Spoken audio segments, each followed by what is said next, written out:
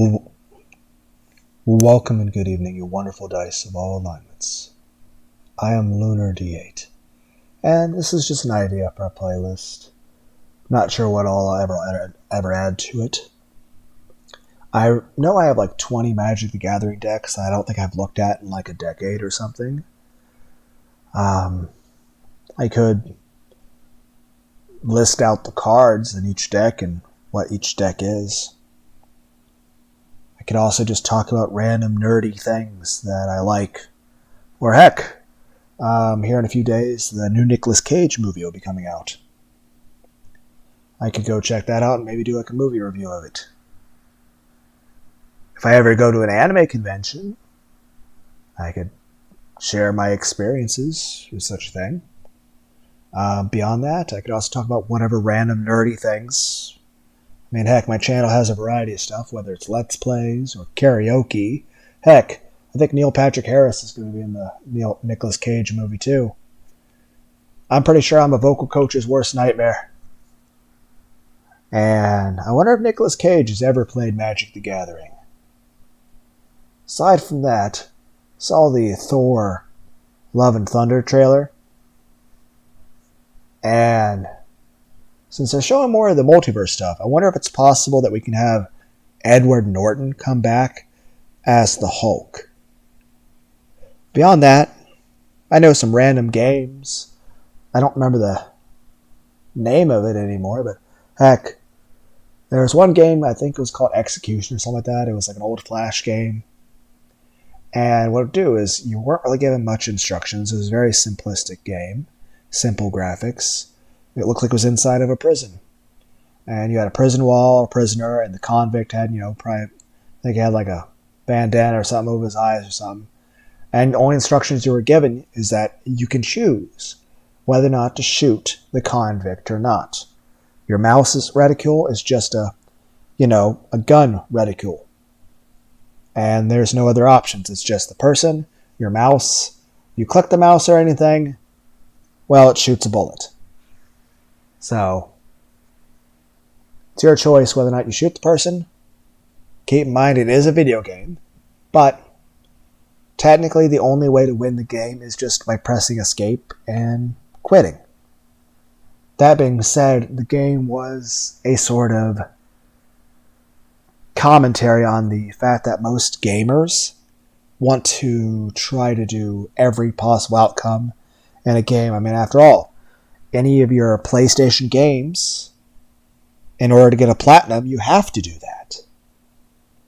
Anyway, the game, however, is kind of like Doki Doki Literature Club, that it knows what computer it's on. The moment you download the computer, it actually not only registers into the game itself, but also communicates back to the servers that you get it from, which is a bit of a slightly unscrupulous game design idea that seems like malware in my opinion, but necessary for the purposes of the game. Simply put, if you press escape and quit the game, if you ever reload it back up, the game's still going. But should you pull the trigger and shoot the convict, well, of course, they die a bloody, gruesome demise. But then if you try to restart the game, they're still dead. If you uninstall the game and then reinstall it, they're still dead. In fact, where you download the game from registers your computer and your ISP, which means even if you uninstall it from your computer and re-download it to your computer from a different internet address, they'll still be dead. And if you use a brand new computer and a brand new account, brand new email, brand new everything, but still the same, physical location that you're using, they're still going to be dead.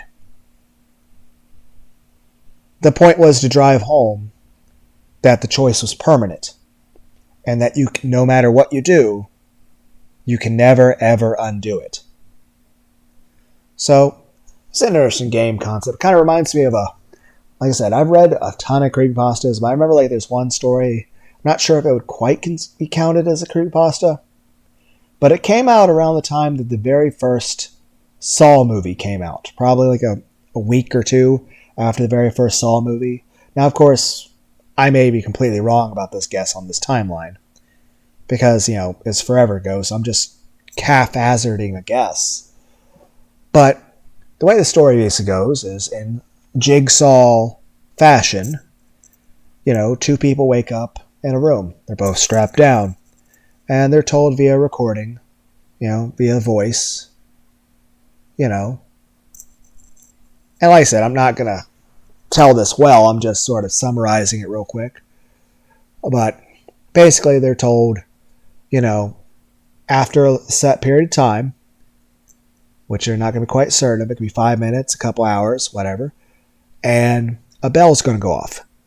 When that bell goes off, a gun is going to drop down to where both their hands can reach it. And they're told the one who grabs the gun and shoots the other one is allowed to go home. The other one, of course, is shot. And then if neither of them grab the gun, they'll both be killed.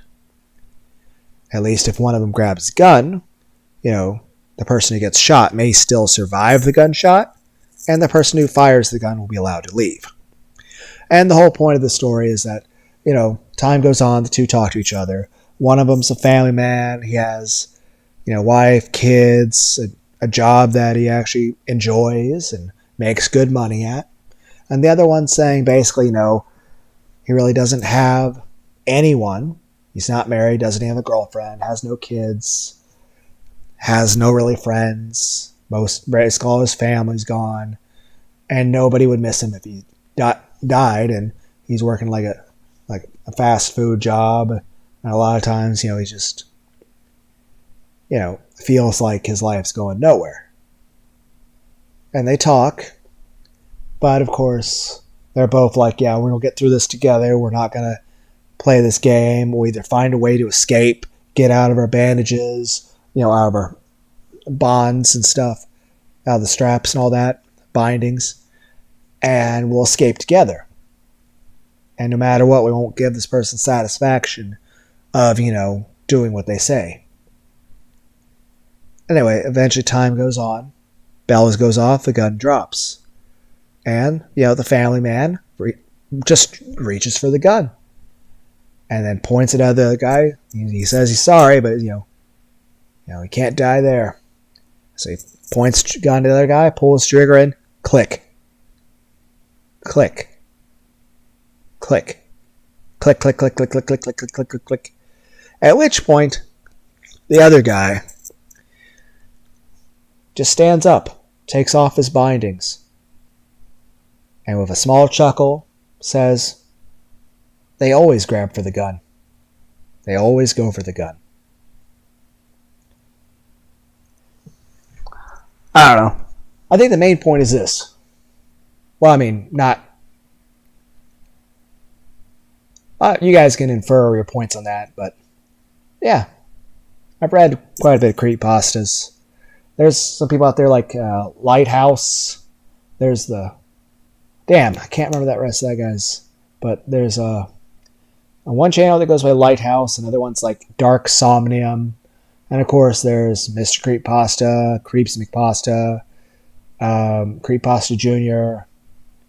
And there's like plenty others. I've done my own creepypasta readings, and let's plays, and terrible karaoke. This channel is literally just whatever the hell I feel like doing. But yeah, would you guys be interested in hearing me list off?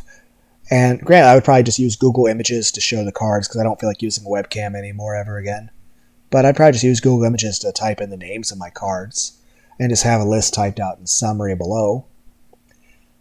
Or I could do movie reviews, or talk about random nerdy things, whether it be creepypastas, or anime, or video games. Or if I ever go to an anime convention, I can share my experiences and how that goes. But, yeah. I think that's basically it. But like I said, I wonder if we could have Edward Norton come back as the Incredible Hulk. But yeah, a few days I'll go check that Nicolas Cage movie, the Massive Talent movie. Well, bye guys.